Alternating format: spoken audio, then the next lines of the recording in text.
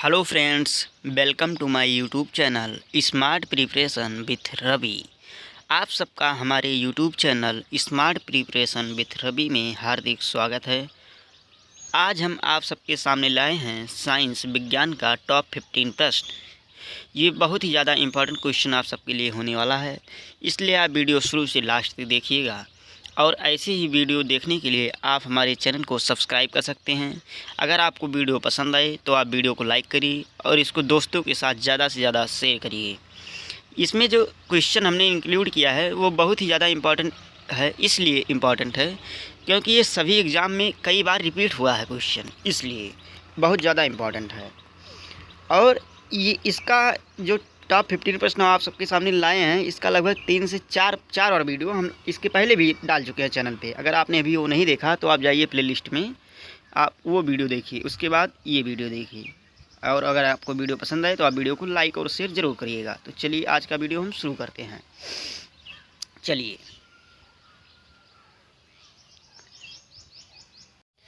आज का जो पहला क्वेश्चन है वो आप सबके सामने आ गया है। बताइए, एडवर्ड जेनर ने किस रोग के टीका का खोज किया? आपके सामने 4 ऑप्शन दिया गया है। बताइए इसमें से सही ऑप्शन कौन सा है, अर्थात सही आंसर कौन सा है। एडवर्ड जेनर ने किस रोग के टीके का खोज किया? बताइए, ऑप्शन ए या ऑप्शन बी या ऑप्शन सी या ऑप्शन डी। इसका जो सही आंसर है वो है आप सबका ऑप्शन नंबर डी। चलिए, तो हम नेक्स्ट क्वेश्चन अर्थात 2 नंबर पे। क्या है 2 नंबर क्वेश्चन? टाइफाइड में शरीर का कौन सा अंग प्रभावित होता है? टाइफाइड जो बुखार होता है, इसमें जो है पूछ रहा है कि शरीर का कौन सा अंग प्रभावित होता है। आपके सामने इसके लिए भी 4 ऑप्शन दिया गया है। फेफड़ा, ऑप्शन बी तिल्ली, ऑप्शन सी यकृति, ऑप्शन डी आंत। इसका सही आंसर कौन सा है? इसका जो सही आंसर है वो है आपका ऑप्शन नंबर डी आंत। चलिए हम नेक्स्ट क्वेश्चन 3 नंबर क्वेश्चन पे चलते हैं, जो कि हमारे सामने निकल कर आता है। मानव के मस्तिष्क में स्मरण क्षमता कहाँ होती है? बताइए, मानव के मस्तिष्क में जो स्मरण क्षमता होती है, अर्थात हम कह सकते हैं याद करने की जो क्षमता होती है, ये कहाँ पर होता है? ये स्थान का नाम पूछ रहा है आपसे। बताइए, option A medulla oblongata, option B cerebrum, option C brain cavity और आपका ऑप्शन डी है सेरिबलम। बताइए इसका सही आंसर कौन सा है? इसका जो सही आंसर है वो है आपका ऑप्शन नंबर बी सेरिब्रम। चलिए नेक्स्ट क्वेश्चन हम 4 नंबर क्वेश्चन पे चलते हैं, जो कि हमारे सामने निकल कर आता है। कौन सा रोग कवक के कारण होता है? आपके सामने देखिए 4 ऑप्शन दिया गया है। क्वेश्चन आपसे पूछा जा रहा है कि इनमें से कौन सा रोग ऐसा है जो कवक के कारण होता है। बताइए, ये क्वेश्चन आपका इम्पॉर्टेंट है, इसलिए हमने इसमें इंक्लूड किया है। बताइए, ये आपका रेलवे में कई बार पूछा गया है क्वेश्चन। इसका सही आंसर कौन सा है? इसका जो सही आंसर है वो है आपका ऑप्शन नंबर बी त्वचा का प्रदाह। चलिए हम नेक्स्ट 5 नंबर क्वेश्चन पे चलते हैं, जो कि हमारे सामने निकल कर आता है। बच्चों में प्रोटीन की कमी के कारण जो रोग उत्पन्न होता है वह है। देखिए, बच्चों में अगर प्रोटीन की कमी होगी तो रोग तो होगा ही, चाहे जो हो। तो वो कौन सा रोग होता है ये आपसे पूछ रहा है। ये क्वेश्चन आपसे पूछा जा रहा है, और जो रोगों से रिलेटेड क्वेश्चन होता है ये लगभग आपके एग्ज़ाम के लिए, अगर किसी भी एग्ज़ाम में अगर बायोलॉजी पूछा जाता है तो बहुत इंपॉर्टेंट होता है, इसलिए रोगों से संबंधित क्वेश्चन आप ज़रूर याद करिए। चलिए, इसका जो सही आंसर है वो है आपका ऑप्शन नंबर ए मैरास्मस। चलिए हम 6 नंबर क्वेश्चन पे चलते हैं, जो कि हमारे सामने निकल कर आता है। दंत क्षय का कारण है।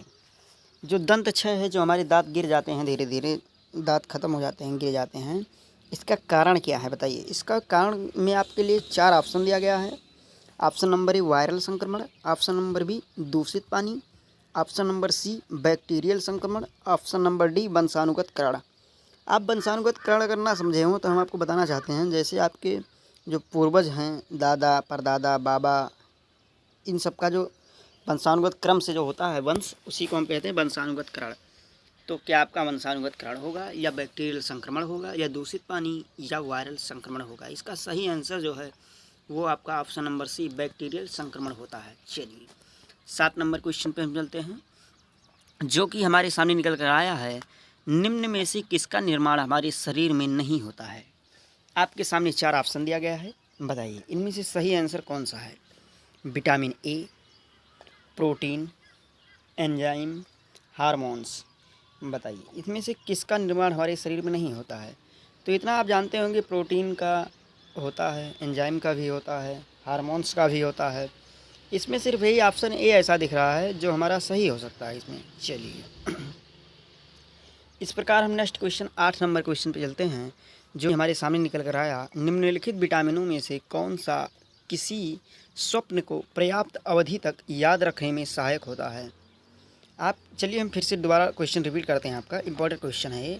निम्नलिखित विटामिनों में से कौन सा किसी स्वप्न को पर्याप्त अवधि तक याद रखने में सहायक होता है? अवधि मतलब समय तक, पर्याप्त समय तक याद रखने में जो सहायक होता है स्वप्न को, मतलब सपने को, वो कौन सा विटामिन है? आपके सामने इन विटामिनों का भी 4 ऑप्शन दिया गया है। Option A vitamin A, option B vitamin D, option C vitamin B6 और आपका ऑप्शन नंबर डी है जो कि हमारा है विटामिन सी। तो इसमें जो सही आंसर है वो आप बताने का प्रयास करिए। तो चलिए हम आपको बताते हैं, इसमें जो सही आंसर है वो है आपका ऑप्शन नंबर सी, जो कि है विटामिन B6। चलिए 9 नंबर क्वेश्चन पे, जो कि हमारे सामने है। लंबे समय तक उपवास रखने का सर्वाधिक प्रभाव शरीर के किस अंग पर पड़ता है? अगर आप लंबे समय तक उपवास करते हैं, ठीक है, तो इसका प्रभाव तो शरीर में पड़ना ही है, लाजमी है, पड़ेगा।